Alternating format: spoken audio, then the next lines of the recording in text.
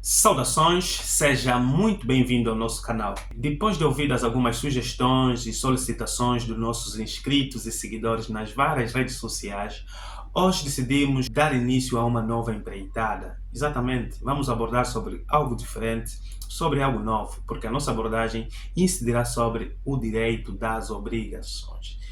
Na verdade, como tem sido a prática nas várias matérias novas que nós trazemos aqui, inicialmente abordaremos sobre as questões introdutórias e também daremos uma pincelada sobre a questão bibliográfica, porque na verdade precisamos ter uma base para guiar as nossas aulas. Por essa razão, eu convido a ficar aí até o final para que possa perceber e entender qual será o nosso manual a ser utilizado. E se for novo no canal, eu convido-lhe a inscrever-se, a deixar o seu gosto, comentário, sugestão ou crítica, ativar o sino para que o YouTube lhe possa notificar sempre que nós subimos vídeos novos e, caso queira, compartilhe o máximo que puder para que mais pessoas possam ter acesso aos nossos conteúdos e desta maneira possamos também contribuir para a sua cultura jurídica. E se ainda não sabe, eu sou o Jorge Reis e este é o Jusbie.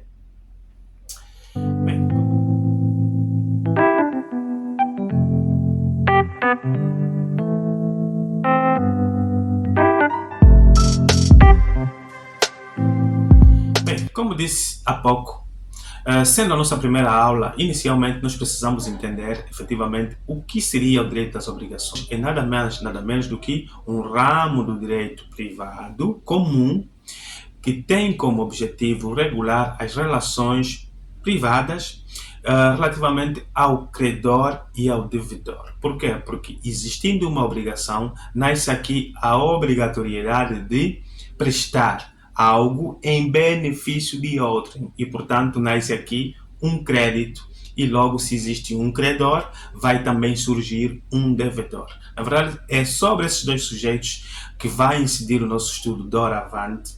Porém, para nós efetivamente podermos saber quais são as linhagens, quais são os temas a serem abordados, teremos de ter por base um autor. Claro, sabemos que estamos em Angola e que estamos em Angola, cada universidade e cada professor tem a sua bibliografia a seguir. Alguns até optam por fascículos porque acham que facilita ainda mais o processo de ensino-aprendizagem, de alguma forma também aquilo que é a compreensão por parte dos estudantes ou até mesmo da sua maneira de esclarecer. Eu não fujo a essa regra e, considerando que nós já temos aqui aulas sobre direitos reais e, claro, existe uma grande relação entre o direito às obrigações e os direitos reais, e considerando essa similitude que existe, eu preferi também dar seguimento às nossas abordagens com base no mesmo autor. Por quê? Porque elaborou 2 livros dessas 2 matérias distintas. Na verdade, falamos sobre o professor Menezes Leitão. Eu tenho aqui a 15ª edição do livro de Direitos e Obrigações do professor Menezes Leitão. Na verdade, este aqui é o volume 1, onde ele fala de forma básica sobre as questões introdutórias em torno dos direitos e obrigações. Existem o volume 2 e o volume 3, que nós também, na sequência daquilo que foram as nossas abordagens, vamos lá chegar. E, portanto, como eu disse, é uma jornada grande. Hoje é só a primeira e, portanto, vamos até a última jornada e logo temos aqui ainda vários vídeos por abordar.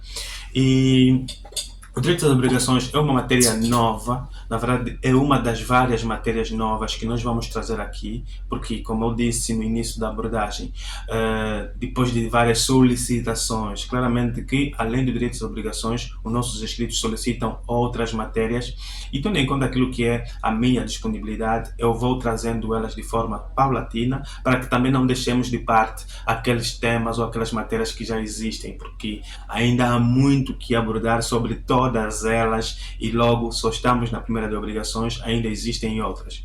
Assim sendo, este será o manual que nós vamos utilizar. Você pode utilizar qualquer outro da sua preferência, não precisa efetivamente basear-se só naquilo que nós abordamos, porque, claro, nós falamos o que efetivamente entendemos sobre o direito, tendo em conta o autor em causa, mas você pode ter a sua percepção, um outro autor pode ter outra, e assim nós unimos as ideias e vamos aqui partilhando, e desde já convido-lhe, se tiver alguma ideia diferente sobre obrigações, tem aqui os comentários e comente, dê o seu conceito, apresente as suas dúvidas e inquietações, porque nós estamos aqui efetivamente para tentar auxiliar naquilo que estiver ao nosso alcance.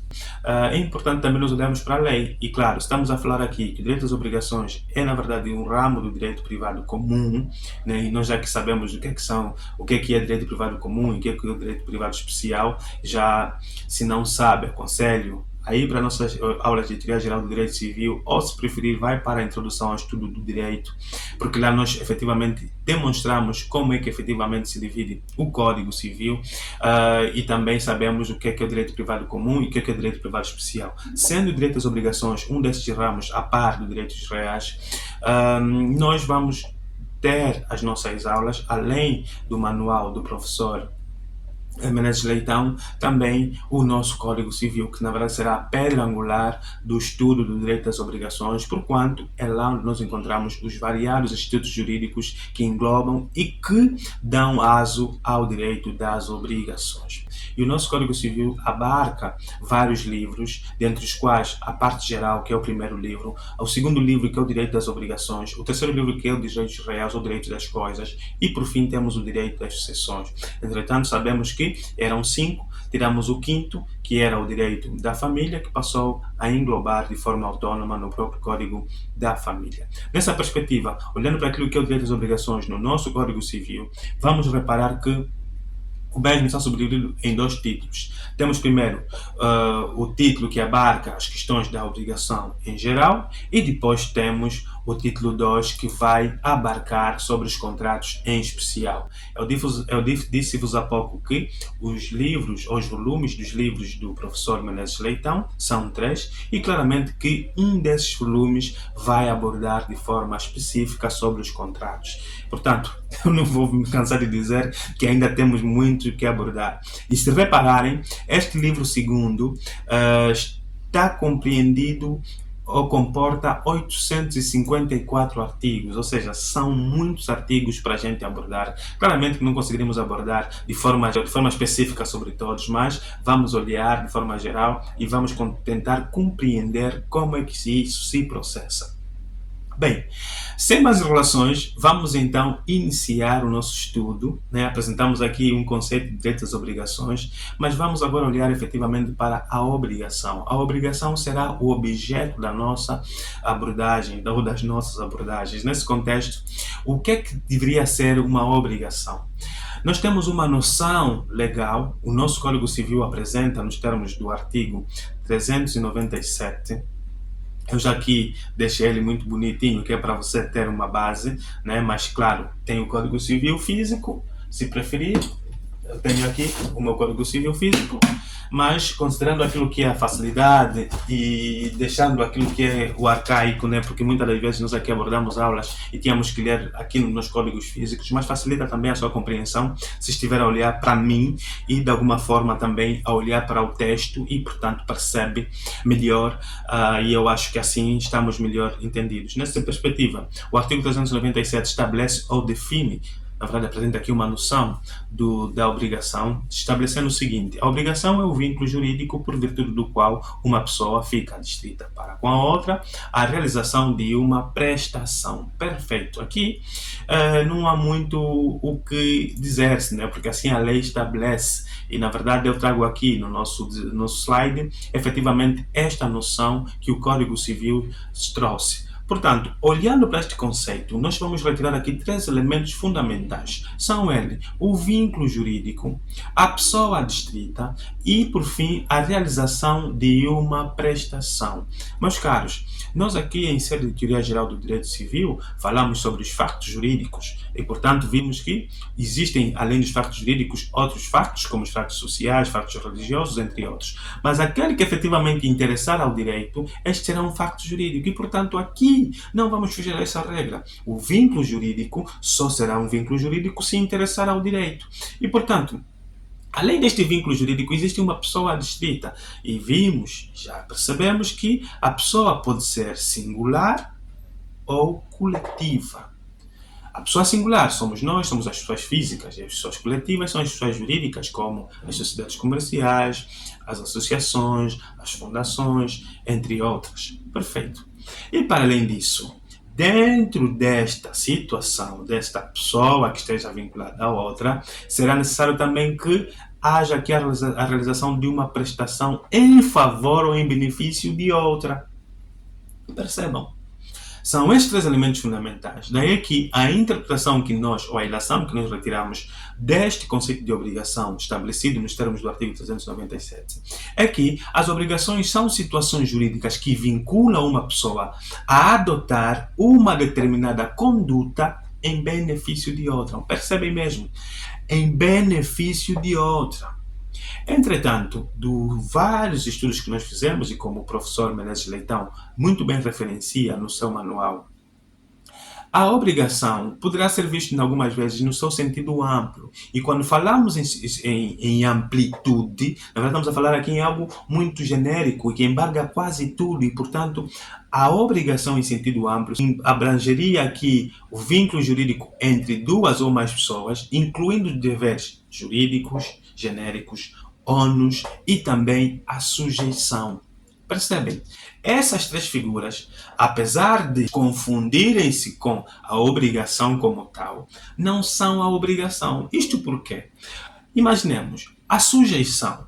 Nós aqui, quando falamos sobre os direitos potestativos, atenção, convido-lhes já agora a ir para as nossas aulas de introdução ao estudo do direito, onde nós abordamos efetivamente sobre estas matérias, e nós vimos que existe nesses direitos potestativos um sujeito ativo e um sujeito passivo. Por norma, o sujeito passivo tem o dever de quê? De sujeição. Atenção que este dever de sujeição é, na verdade, este correlato do direito passivo, que é o sujeito passivo, que tem de sujeitar-se ao poder do sujeito ativo. Nessa perspectiva, essa sujeição por si não pode confundir-se com a obrigação. Por quê? Porque a obrigação que nós queremos apresentar aqui, que é o conceito que nos apresenta o artigo 397, é um pouco mais abrangente. E este dever de sujeição traz-se aqui apenas na possibilidade de o indivíduo, em caso de violação, ter que recorrer-se. Porém, não traz aqui de todo uma certa limitação a essa não-violação. Não impede de todo uma violação do dever de sujeição. Por quê? Porque se o titular do direito potestativo assim quiser, pode, algumas vezes, violar esse direito e, concomitantemente, ter que olhar para o peso da sanção que o direito civil impõe, que é a indemnização, mas nada além disso. Isto é, o direito ainda assim é violado, apesar de existir essa sujeição. A partir daí é que, a título de exemplo, olhamos para a própria servidão legal, né, que a lei assim determina quando nós usamos ou passamos de forma reiterada no local e, envolvido um lapso temporal, a lei determina, a partir de agora tens uma servidão legal, considerando o prazo que você passou aí.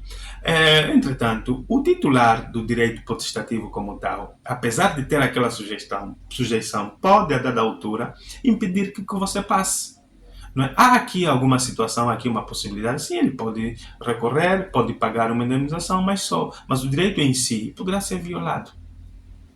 Por outro lado, temos o ônus, e não se confunde com a obrigação. Não se confunde com a obrigação por quê? Porque, na verdade, o ônus é nada mais nada menos do que a necessidade de adotar uma conduta em proveito próprio. Isto é, haverão situações que, se o indivíduo não quiser exercer esse direito, simplesmente não exerce. Ou melhor, ele simplesmente perderá o direito. É como acontece com o ônus de prova. Quem pretende um determinado direito, quem alega um facto, tem de provar. Claro. Mas se eu não quiser provar, simplesmente não terei o direito. Não vai pesar sobre mim qualquer outra sanção. Portanto, não podemos de modo algum confundir o ônus com uma outra obrigação. Outra figura afim que surge em torno dessa matéria será o dever jurídico genérico. Dever jurídico genérico por quê? Porque nós já falamos aqui, por exemplo, lá em direitos reais, não sei se vocês se recordam, sobre o caráter erga omnes do direitos reais. Erga omnes por quê? Porque é genérico, porque abrange todos, não é? E é mas tão genérico que muitas das vezes nem sequer está determinável. Não está determinado. Portanto, são situações em que se encontram os outros sujeitos relativamente aos titulares de direitos absolutos. Assim sendo, se ele tem um direito absoluto, que é um direito real, Ele pode, temos aqui a questão da sequela, vai perseguir a coisa independentemente das transmissões que ele tenha sofrido. É que muitas das vezes nós não conseguimos nem determinar o sujeito, nem tampouco a coisa. E nessa perspectiva, há aqui uma grande diferença entre o dever jurídico, o ônus jurídico e a sujeição. E vamos perceber, basicamente, com base nessa parte final que nós temos aqui, nas características distintivas da obrigação com os outros ou as outras figuras afins. O primeiro elemento que caracteriza esta distinção é um vínculo específico. Percebam, um vínculo específico. O que não encontramos, por exemplo, no dever jurídico genérico. Porque aqui temos uma relação entre um credor e um devedor. Depois, uma conduta específica. Nós vimos no conceito de obrigações que ele terá de realizar uma prestação. Então, essa prestação é determinada. Vamos lá olhar aqui, a título de exemplo, para a relação entre um taxista e um passageiro. O taxista tem, em norma, constituída uma relação jurídica com o passageiro, a partir do momento em que o passageiro pretende ir a um destino e ele precisa do dinheiro. Há aqui uma realização de uma prestação específica ou determinada. O passageiro tem de pagar o valor pela prestação de serviço e, por sua vez, em benefício desse pagamento, o taxista vai deixá-lo no seu destino. Está aqui, perfeito. Esta é uma obrigação.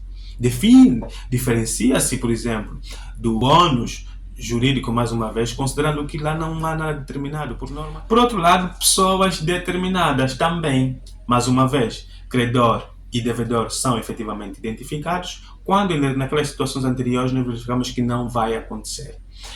Por isso é que olhamos para o táxi, mais uma vez, o taxista e o passageiro, e ponto. Mais tarde, e para finalizar, temos o interesse de outra pessoa. Atenção que essa realização da prestação será sempre no interesse de outrem. O indivíduo, taxista, presta em benefício do passageiro, que é levá-lo, e o passageiro presta em benefício do taxista. Assim sendo, a obrigação distingue-se das figuras afins pela existência de um vínculo específico entre pessoas determinadas, onde uma se encontra adstrita a realizar a conduta específica no interesse da outra, o que não acontece, por exemplo, no ônus. No ônus é por interesse próprio, ok? E na sujeição, há aqui apenas um dever negativo que nós não podemos impedi-lo. Porque se o titular do direito protestativo quiser, vai avançar e vai nos indemnizar apenas. Pois, dando sequência, é importante nós repararmos que o direito das obrigações vai abranger as realidades distintas. Não é? Quais são essas realidades? Primeiramente, poderá, relativamente à circulação de bens, relativamente à prestação de serviços, relativamente a instituições de organizações, e também abrange algumas vezes as próprias sanções. Quando falamos de circulação de bens, estamos a falar, na verdade, na alteração da ordenação jurídica dos bens através dos negócios jurídicos. Exatamente. Sempre que existe uma obrigação, ou sempre que existe um negócio jurídico, impera automaticamente uma obrigação. Daí que nós teremos e vamos falar sobre as questões dos negócios. Quando nós falamos sobre um contrato, estamos a constituir uma relação obrigacional, na medida em que o contrato de compra e venda, por exemplo, vai alterar a ordenação dos bens jurídicos. Isto é, se eu sou o proprietário deste livro, a partir do momento em que eu decido vender a si, há aqui um negócio jurídico, há aqui uma obrigação da minha parte de entregar-lhe o livro e, por sua vez, terás o dever de me pagar pelo livro. Há aqui efetivamente uma alteração na ordenação jurídica do bem. Qual é o bem? É este bem concreto. E qual o negócio jurídico celebrado? Foi o contrato de compra e venda. Além disto, também poderá abranger as prestações de serviços. O contrato de prestação de serviço como eu já vos disse há pouco, e apliquei aqui o exemplo do taxista e do passageiro, o taxista presta o serviço que é de levar o passageiro ao seu destino e o passageiro deve pagar. E, portanto, há aqui uma regulação nos próprios contratos de prestação de serviços e quem regula é o próprio direito das obrigações. Também ocorre essa realidade das obrigações no âmbito institucionais e obrigacionais, ou melhor, e organizacionais. Portanto, vai regular o direito das obrigações às associações, às atividades econômicas. Portanto, nós vamos encontrar, inclusive, dentro dos contratos especiais, o próprio contrato de sociedade, o próprio contrato das associações. Por quê? Porque, por norma, é o direito das obrigações que vai determinar os direitos e obrigações de cada sócio numa determinada sociedade, quer seja comercial, quer seja civil, ou sob a forma ou comercial, ou civil sob a forma comercial. Portanto, é efetivamente necessário nós termos em atenção que essas realidades que o direito e as obrigações abrangem são muito, mas muito amplas e não ficam somente na relação credor e devedor. Além disto, também traz consigo as sanções civis. Por quê? Porque o direito às obrigações, nós vamos aprender aqui, despoleta várias situações, dentre as quais, quando existe um comportamento ilícito ou culposo por parte dos envolvidos, das partes intervenientes na relação obrigacional, normalmente credor e devedor, poderão despoletar-se aqui sanções que são nada mais nada menos do que as indemnizações. Logo, o direito das obrigações acaba por ser muito mais amplo daquilo que é a relação entre credor e devedor. Por quê? Porque abrange não só a circulação de bens, abrange também a prestação de serviços a instituições e organizações, como as sociedades comerciais, por exemplo, e também poderá acarretar consigo a sanção, que é, na verdade, o fim último, quando as partes não queiram cumprir. Nessa perspectiva, quanto à circulação de bens no direito às obrigações, o que é que nós vamos encontrar aqui? Primeiramente, a transmissão de direitos reais, que vem regulado a partir dos artigos 408 e seguintes do Código Civil, inclui contratos como de compra e venda e a doação, já aqui abordei. A concessão de gozo de bens alheios abrange os contratos de locação. Na verdade, quando falamos de locação, estamos a falar do contrato de arrendamento ou o contrato de aluguer, considerando a coisa ser móvel ou imóvel, artigos 1022 e seguintes, e também pode olhar para a lei do arrendamento urbano.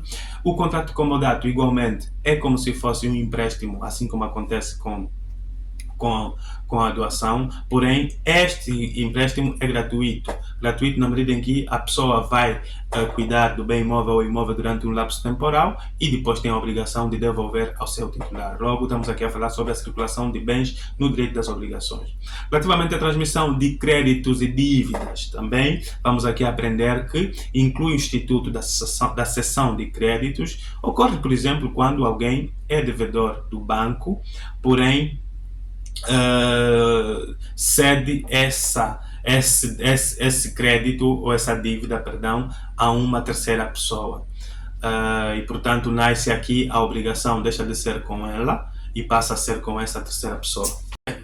Também, ainda dentro do âmbito da transmissão de créditos e dívidas, enquadramos aqui a subrogação, a assunção de dívida e a cessão da posição contratual. Portanto, são situações que englobam a circulação de bens. Além dessa circulação de bens, vamos encontrar também a prestação de serviços em instituições e organizações. Relativamente à prestação de serviços, o direito das obrigações vai regular genericamente pelo contrato de prestação de serviços, abrange uma ampla gama de atividades profissionais e não profissionais. As instituições obrigacionais incluem o contrato de sociedade, como eu acabei de vos referir lá na abordagem anterior. As sociedades comerciais, por sua vez, embora relacionadas, são reguladas pelo direito comercial e sujeitas a um código próprio, demonstrando a interconexão entre diferentes ramos do direito. E claramente nós vamos também, no âmbito do direito comercial, olhar para as sociedades comerciais e vamos olhar para a própria lei das sociedades comerciais que regula efetivamente essa situação. Depois, no âmbito das sanções cíveis e responsabilidade civil, vamos aqui inicialmente olhar para a obrigação de indemnizar, que é a principal sanção civil para o comportamento ilícito e culposo por parte do devedor ou dos sujeitos da relação obrigacional, a responsabilidade civil delitual, que é aplicável na avaliação das situações jurídicas absolutas, nos termos do artigo 473, né, e é o código, se não o artigo mais famoso do Código Civil, e claramente que você sabe como é que inicia e como é que termina este artigo, nem vou fazer aqui menção. Por outro lado, temos a responsabilidade civil obrigacional, que é referente à violação de obrigações específicas previstas no artigo 798 do Código Civil. E, por fim, a função compensatória, que é a sanção visa principalmente compensar os danos sofridos pelo lesado, ou seja, há situações em que não é possível determinarmos a questão ou quantificar o dano e, portanto, vamos compensar ao invés de indemnizar o indivíduo. Para finalizar essa questão introdutória, a compensação por danos, despesas e enriquecimento vem consagrada primeiramente pela responsabilidade pelo risco, compensação por danos segundo critérios objetivos, artigo 499, a gestão de negócios, que é a compensação de despesas em atuações realizadas em autorização em benefício de outrem, sem autorização, perdão, e o enriquecimento sem causa, que é a compensação de enriquecimentos obtidos injustamente à causa de outrem. Portanto, toda essa gama de situações nós vamos abordar ao longo das nossas aulas. Vamos perceber o que é gestão de negócio, vamos entender o que é enriquecimento sem causa, vamos olhar mais com maior pormenor sobre a responsabilidade civil. E embora aqui nós já temos aqui no card uma aula sobre o princípio da responsabilidade civil em sede de teoria geral do direito civil, portanto vai lá ver e começa já a aprimorar as suas técnicas, e logo temos várias matérias por abordar. Hoje é efetivamente só a introdução. Na próxima aula vamos falar sobre a questão dos princípios norteadores do direito das obrigações. Posteriormente entraremos em outras matérias e, portanto, meu caro, há muita coisa bonita para se abordar e tem que ficar efetivamente ligado ao nosso canal, tem que ficar ali para que o nosso canal cresça sempre. Infelizmente, como eu disse nos nossos vídeos anteriores, nós não vamos mais ter contacto nas redes sociais, considerando efetivamente o número e o volume de mensagens que nós temos lá. Não tenho efetivamente condições para responder a todos e para não termos que prejudicar um ou beneficiar outros, prefiro efetivamente que as nossas conversas por aí cessem, porque eu não terei tempo para estar a responder de forma pontual cada um. E logo, se quiser e tiver alguma dúvida, deixa aqui nos comentários para que o YouTube notifica e eu assim consigo responder de forma individual cada um e tiro as suas dúvidas. Logo, é tudo que eu tinha para abordar hoje. Espero ter sido claro e objetivo na minha. Sei que às vezes não sou objetivo, mas é para o bem de todos. Eu preciso desgrimir de forma detalhada cada conteúdo, que é para que vocês possam estar efetivamente dentro de tudo, e as bases são essenciais para que no futuro não possa patinar em temas muito mais complexos, né? Portanto, meus caros, é tudo quanto eu tinha para abordar para hoje, e como eu disse, espero ter sido claro e coerente na abordagem. Se não fui, já sabe, deixa aqui nos comentários as suas dúvidas, nós vamos fazer de tudo para alcançar a sua dúvida.